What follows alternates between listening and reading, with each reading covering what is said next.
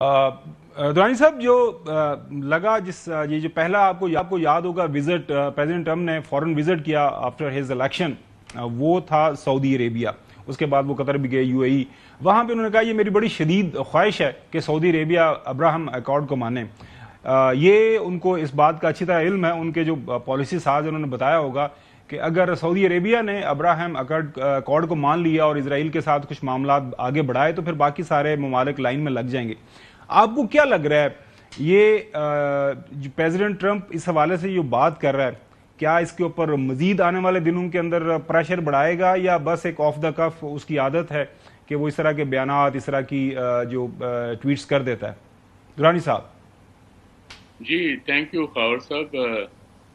बात यह है कि प्रेसिडेंट ट्रंप जो है वो कहा यह जाता है कि वो ना सुनने के आदी नहीं है, ये एम्फेसाइज करते हैं। उसके बाद वो हाइप क्रिएट कर देते हैं और फिर वो कहते हैं कि वो उन्होंने अचीव कर लिया। ईरान के कॉन्टेक्स्ट में भी उन्होंने कहा है कि he has obliterated Iran's capability to go nuclear. लेकिन मैं नहीं समझता हूँ, क्योंकि जो 3 फैसिलिटीज़ पे अमेरिका ने हमला किया, नातान्स, फर्दो और इस्फहान में, तो उसमें जो 60% एनरिच्ड यूरेनियम तो मौजूद नहीं था और ना ऐसी कोई इतलात हैं कि वो 20 हमले में जो है ज़ाया हुई है। अगर ज़ाया होती तो उसकी रेडिएशन खामखा होनी थी। और उससे बढ़कर ये है कि प्रेसिडेंट ट्रंप अब ये साबित कर रहे हैं कि उनके नज़दीक इंटरनेशनल लॉ की कोई हैसियत नहीं है, क्योंकि ये जिन 3 फैसिलिटीज़ पे उन्होंने हमला किया वो अंडर IAEA सेफगार्ड्स थी और इसकी जो हिफाजत की जिम्मेदारी IAEA पे पड़ती थी। तो ये भी अब आपके सामने है। आते हैं इसके जो है अब्राहम अकॉर्ड की तरफ। तो ये तो जब सन 2000 में ये साइन हुआ तो उस वक़्त ही ये बातें शुरू हो गई थी। उस वक्त से सऊदी अरबिया अंडर प्रेशर था। बातचीत तो उसी वक्त से शुरू है, कुछ शायद आगे भी बढ़ रहा था। लेकिन ये जो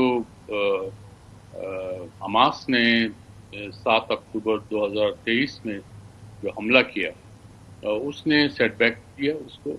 और अब जो इजराइल ने जो जवाबी और वो जो इंतकामी कार्रवाई की है, उसमें तकरीबन 60,000 तो ऑफिशियली रिकग्नाइज डेथ्स हैं पैलेस्टीनियंस की, उनमें औरतें और बच्चे भी शामिल हैं।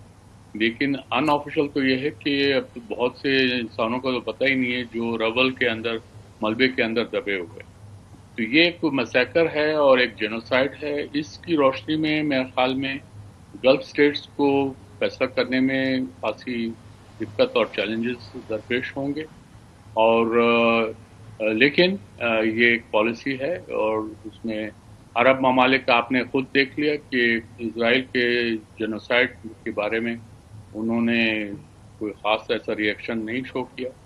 तो इसलिए सूरत-हाल अभी मिक्स है, इसके मिली जुली है और इसमें हतमी बयान देना मेरे ख्याल में कबल। लेकिन आपकी बात से मुझे लगा है कि प्रेसिडेंट ट्रंप जो है इसके ऊपर जो है प्रेस करेगा आने वाले दिनों के अंदर। There is no shortcut. जी बिल्कुल।